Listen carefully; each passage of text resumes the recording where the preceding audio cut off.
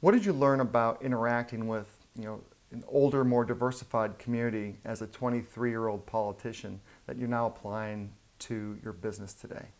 Some people just didn't feel like I knew what I was talking about, maybe, or that I was too young to truly understand the issue. And so what that did for me, if anything, was actually inspired me to work even harder, to read more about what was going on, to prove them wrong constantly, so that when I had a conversation, not only did I know about the issue, but in some cases I knew more or had a solution that I was already setting up. And I think that that's how I started gaining a lot of respect with my colleagues and with people, in the government itself, was that I was going to come to this meeting, I was going to know what I was going to talk about, I was going to stand up for something, I was going to be very passionate about it. And in many cases, in public records, if people tried to kind of put me verbally in my place by my age, I was very willing to stand up for myself. I was very willing to let them know how I felt about the issue, and I was not someone to kind of be messed around with, or that I wasn't just here for something, cute and simple. I was here to get the work done.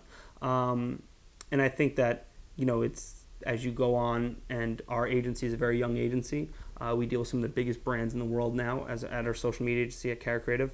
And having to deal with traditional, we deal with a lot of major brands that have veterans of the industry who are in charge of the brand, in charge of the interaction, in charge of the brand management, like I said earlier.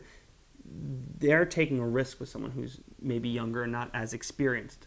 But in what the industry I'm working on now in social media, it's a benefit about being younger. We're the ones younger people are truly the ones who've grown up with this type of social media. So we kind of understand it in a different way than people who are now adopting it later on as a communication outlet. So we get a little bit more respect because we're younger, but the same thing of fearful of handling budgets, which is my experience in politics. People, don't think a 23-year-old should handle a $78 million budget.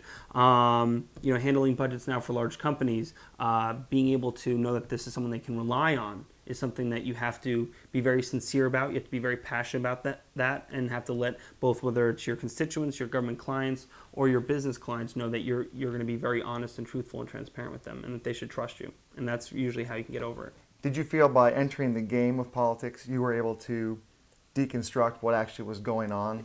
Every politician you see, when they first run, they want to expose everything, they want to address all the issues they want to, and once they get into office, they don't address those.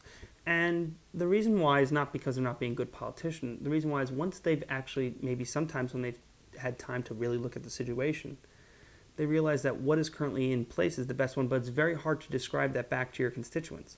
A perfect example, I remember, I'll never forget this. A woman called me up, Mike, there's no seatbelts on school buses. We need to change this. And you know what? I'm sitting there thinking, well, how can we pass seatbelt laws and not even teach young people that they should have seatbelts? And, I did my research. We had the Connecticut Conference of Municipalities, which was an advocacy group, was able to give you more information to, legislators, was getting information on seatbelt laws. And through the research, we found out that if seatbelts caused for more accidents and more injuries than not having seatbelts at all. Wow. So then you go back and tell that to your constituent, well, I'm not going to be supporting this because in the long run it's not as safe. And they don't want to hear that. And they haven't looked through 50 pages worth of this information, so they don't understand what you're saying. They feel like you're not fighting for them. And that's something very little. I mean, on the much broader scales, when you talk about trying to regulate unions, trying to cut taxes, trying to find out, hey, why are we buying this parcel of land to have it be city-owned? Why aren't we selling it to developers? And the problems run so big and they're so massive that, people usually, the constituents care about one certain cause. And when you see how it affects the bigger picture, you realize sometimes ends up being the best thing. And that's very difficult because these people trust you. You worked on rallying for that cause, and then you realize in the long run it might not be what's best for the town.